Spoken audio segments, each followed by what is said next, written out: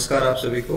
और आज के इस वीडियो में हम बात करेंगे कि RPSC assistant professor botany examination जो कि अभी दिसंबर में होना है, तो उसको क्रैक करने के लिए और इस भर्ती में आप सेलेक्ट हो पाएँ, इसके लिए आपके स्कोर किस प्रकार के होने चाहिए, तो कुछ प्रेडिक्शंस हम यहाँ करने वाले हैं।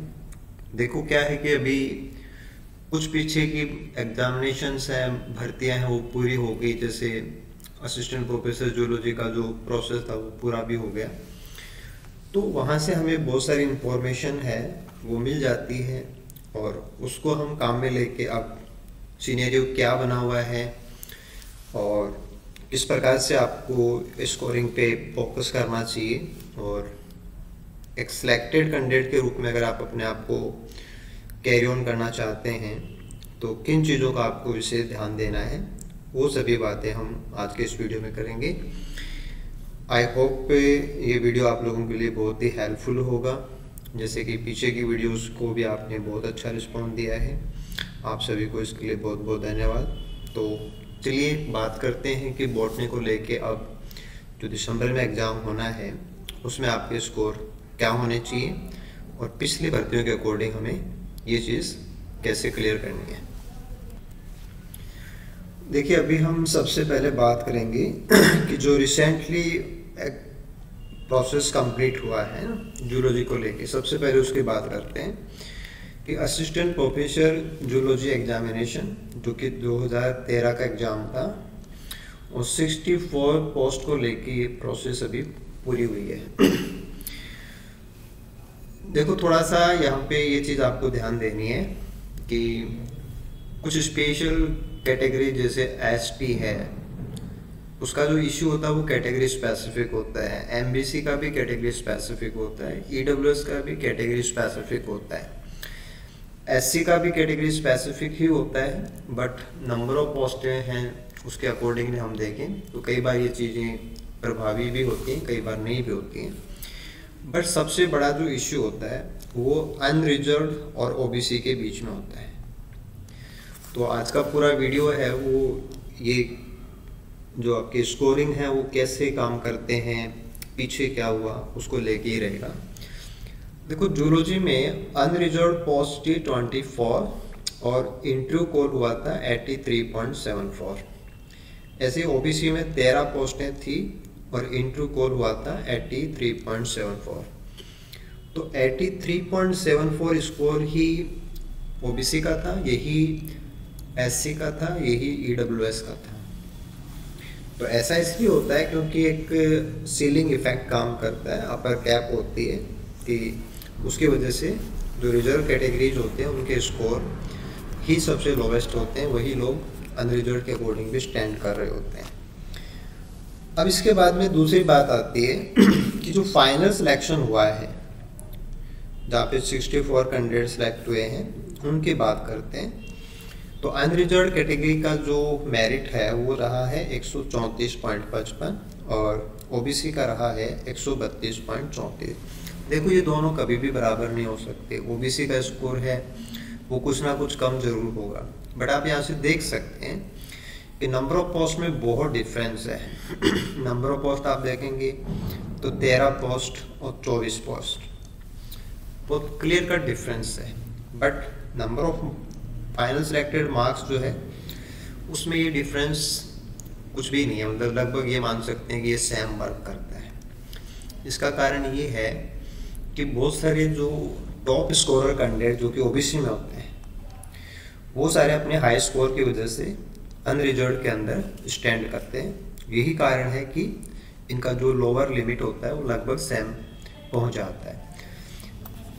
टोटल डिफरेंस की अगर हम बात करें जनरल कैटेगरी के अकॉर्डिंग तो 50.81 नंबर का डिफरेंस रहा है इंटरव्यू कॉल और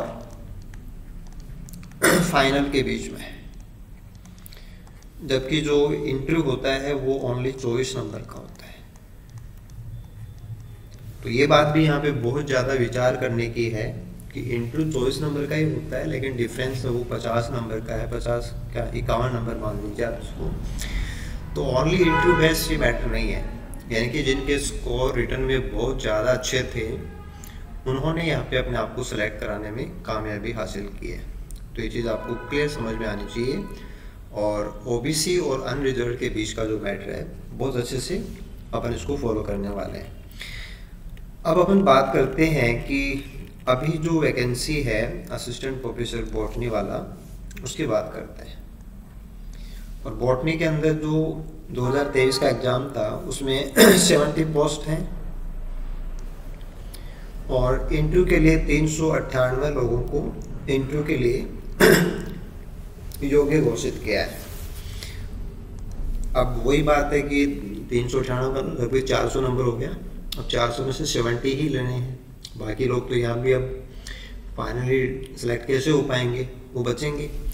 एक बार पोस्टों को देखिए, 41 पोस्टें हैं अनरिजर्व, ओबीसी में 15 ही पोस्ट हैं। तो नंबर ऑफ पोस्ट हालांकि 64 और 70 में डिफरेंस नहीं है, बट कैटेगरी वाइज डिफरेंस है। कैटेगरी वाइज जो अनरिजर्व का नंबर है वो यहाँ पे काफ़ी बड़ा है। एससी में ओनली 2 ही सीटें हैं, एसटी में 4 ही सीटें हैं। तो यहाँ पे भी कंपटीशन बहुत स्ट्रॉन्ग होगा। कंपटीशन बहुत स्ट्रॉन्ग होने का मतलब ये है कि इनका जो कट ऑफ है वो बहुत हाई होगा और जो अनरिजर्व का जो कट ऑफ है उसके थोड़ा सा ही पीछे रहने वाला है। तो आप ये मान के चलिए कि इनका जो इशू है वो कोई ज़्यादा कैटेगरी स्पेसिफिक नहीं रहने वाला है। यहाँ जो इंटरव्यू कॉल हुए हैं वो 97.02 पे हुए हैं। यही चीज़ यहाँ एससी में भी है, वही ईडब्ल्यूएस में भी है। तो अपर कैप जो होता है, सीलिंग जो होता है, वो आप यहाँ भी नोटिस कर सकते हैं, सेम चीज़ है। अब देखो एक चीज़ सोचने की है, यहाँ पे 70 पोस्ट होने के बावजूद अनरिजर्व में 41 पोस्टें होने के बावजूद भी 97.2 रहा है। तो क्या आप यहाँ देखेंगे तो 24 पोस्टें होने के बावजूद भी ये था 83.74 और यहाँ पे 41 पोस्ट हैं, उसके बावजूद कितना गया है 97.02। तो 83 और 97 यहाँ पे भी तकरीबन 14 नंबर का डिफरेंस है। तो बॉटनी की जो कट ऑफ है वो डेफिनेटली जूलॉजी से ज़्यादा ही रहने वाली है। ये माइंड मेकअप आपको कर लेना है, क्योंकि एक अपन सोच रहे थे कि पोस्टें थोड़ी सी ज़्यादा हैं तो मे भी उसे कुछ यहाँ पे रिलैक्सेशन मिलेगा, but number of candidate good scoring बहुत ज़्यादा हैं, तो वो चीज़ अपने आप में काम करती है। अब अपन इस चीज़ को आगे देखते हैं कि लास्ट वीडियो जो हमने आपके साथ शेयर किया था वहाँ पे मैंने बताने की कोशिश भी की थी कि एक्सपेक्टेड जो स्कोर है वो आप 138 तक लेके जा सकते हैं, है ना। 138 के समथिंग एक्सपेक्टेड कट ऑफ है, वो आपकी जा सकती है। लगभग 40 मार्क्स हैं, वो आप काउंट करके रखें कि 40 प्लस ही होगा कुछ ना कुछ। तो 70 पोस्ट होने पे अभी सिनेरियो है वो कुछ इस प्रकार का होगा। जिनको अभी इंटरव्यू देना है ना, अभी इंटरव्यू का क्या है कि टाइम टेबल अभी आपके पास नहीं है, एग्जामिनेशन का तो फिर भी आ रखा है बट इंटरव्यू का नहीं आ रखा है। तो आपका स्कोर अगर आप सोच सकते हैं कि 24 मार्क्स आपके और 138 तक आपको जाना है और 24 में से आप कितना गेन कर सकते हैं वो आप काउंट करके उसके अकॉर्डिंग ही इसके ऊपर आप डिसाइड करना। क्योंकि आप अपने हाथ से इंटरव्यू भी मिस कर दें और एग्ज़ाम भी मिस कर दें, दोनों ही मिस कर दें, ये बहुत बड़ी गलती हो जाएगी। तो इस चीज़ को सीरियसली ध्यान देना है। अब इस चीज़ को हम कंपेयर कर लेते हैं कि प्रेजेंट में जो है उससे आप इसको कैसे जोड़ेंगे।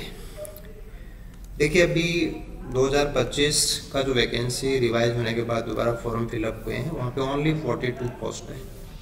तो एक तो क्या हो गया कि 70 की जगह पे ओनली 42 पोस्ट है। ये अपने आप में ही बहुत प्रॉब्लम वाली बात है। दूसरी बड़ी बात ये है कि जैसे अनरिजर्व के अंदर यहाँ पे पोस्टें हैं अपने पास 21, वहाँ पे अपने पास पोस्टें थी 41।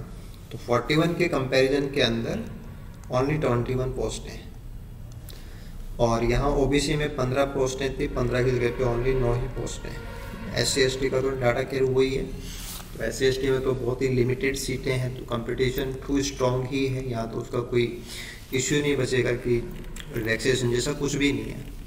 बट प्रॉब्लम ये है कि यहाँ पे अनरिजर्व के अंदर 21 सीटें हैं, ओबीसी में ओनली 9 ही सीटें हैं। तो ओबीसी का जो कट ऑफ है वो काफ़ी हाई कट ऑफ है, वो बिल्कुल से जाने वाला है। बट वही बात होती है कि अनरिजल्ट का तो थोड़ा सा ज़्यादा होगा ही, ओबीसी का तो उसके बाद में ही आएगा।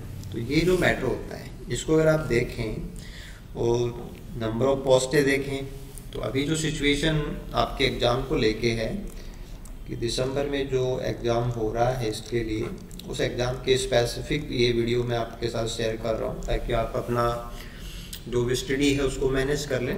देखो यहाँ पे जो आपका स्कोरिंग है वो, मेरा ऐसा मानना है कि आपको जीके वाले पेपर के अंदर 20 नंबर हैं वो लाने चाहिए, 20+ पे आपको जाना चाहिए, और सब्जेक्ट में आपको 130 नंबर तक अप्रोच करनी चाहिए, 130 तक आपको अप्रोच है वो सब्जेक्ट में करनी चाहिए। उसके बाद में इंटरव्यू का होता है कि आप बाद में अच्छे से तैयारी कीजिएगा, अच्छी प्रैक्टिस कीजिएगा।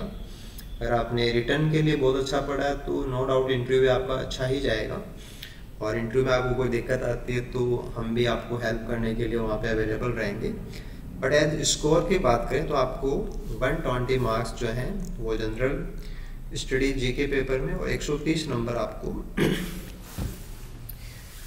125+ आप मान के चलेंगे, इतना स्कोर आपको नीडेड रहेगा।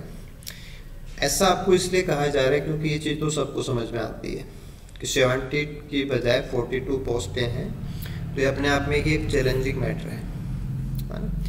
बट दूसरी बात ये है कि पिछली एग्ज़ाम के अंदर जो 398 कैंडिडेट जिनका इंटरव्यू कॉल हुआ है ना, इनको इंटरव्यू कॉल हुआ है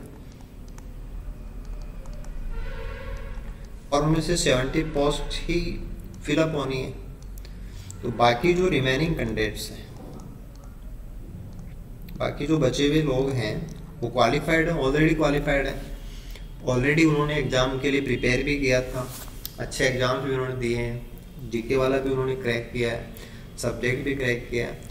तो रिमेनिंग जो कैंडिडेट जो कि यहाँ इस एग्ज़ाम में भी हैं, क्योंकि फॉर्म सभी ने लगा रखा है, तो 398 में से आप 70 को माइनस कर दीजिए, तो ये जो फिगर आता है ये आपके लिए बहुत चैलेंजिंग है।